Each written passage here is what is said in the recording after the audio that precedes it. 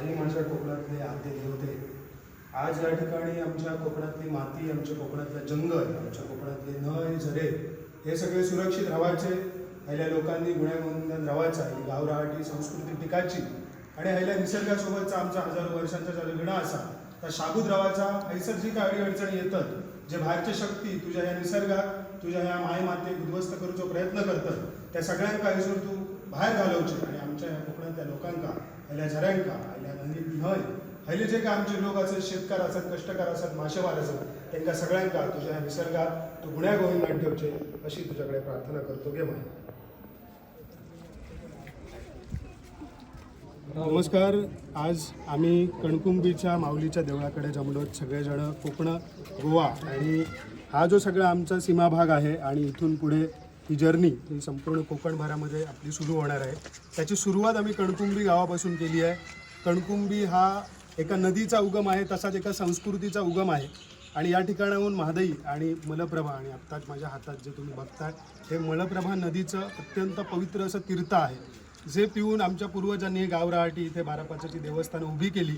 आणि ही आमची राखणदारांची संस्कृती आहे. जल जंगल जमिनीमध्ये देव निर्माण केला आणि ज्या देवाने हे आपल्या संपूर्ण पृथ्वी निर्माण केली त्याचा राखणदार बनून या पृथ्वीचा आपण जपणूक केली पाहिजे, राखण केली पाहिजे.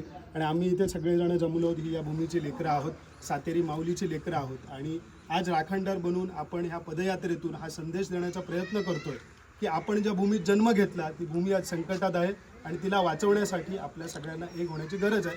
तर आत्ता आपण कणकुंबी गावातून सुरुवात करतोय आणि पुढे खाली चोरल्यातून खाली उतरून आपण गोव्याचे काही गाव करणार आहोत आणि पुढे दोडामार्ग आणि असं संपूर्ण कोकणपट्ट्यात जाणार आहेत. ही कणकुंबीची माऊली ही 12 वर्षांनी याचा मोठा उत्सव इथे होतो आणि त्यावेळेस ह्या कोकणातल्या आणि गोव्यातल्या सगळ्या माऊलींची, 7 माऊलींची ही बहीण आहे आणि त्यांची ही फार मोठी संस्कृती आहे. तर त्या संस्कृतीसाठीच आम्ही इथे जमलोय.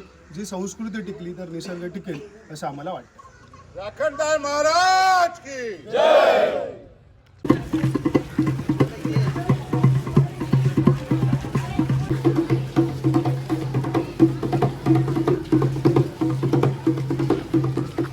त्याच्यामुळे मला असं वाटतं की आपल्याकडे असलेली जलजंगल जमीन हीच आपल्याकडची अल्टिमेट संपत्ती आहे.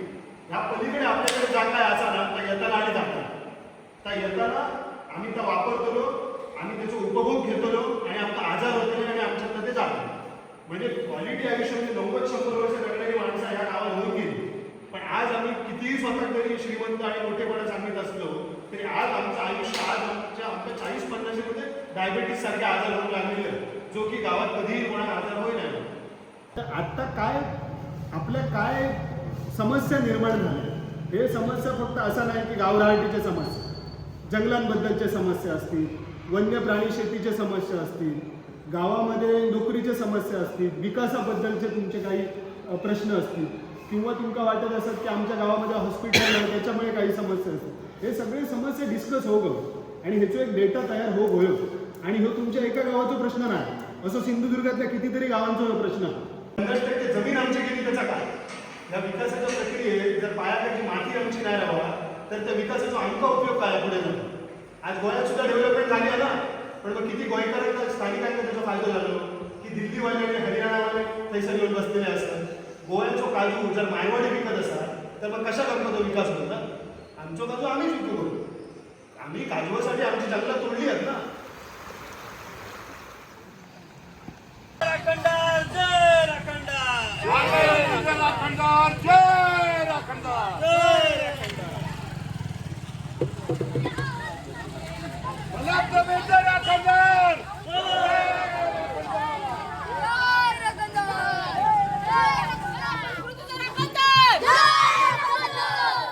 तुम्ही पण बोला.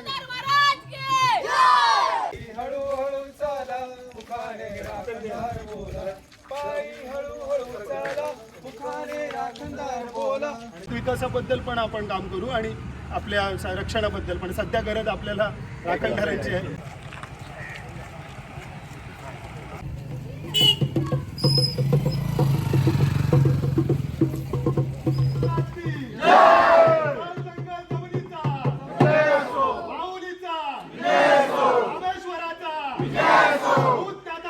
जय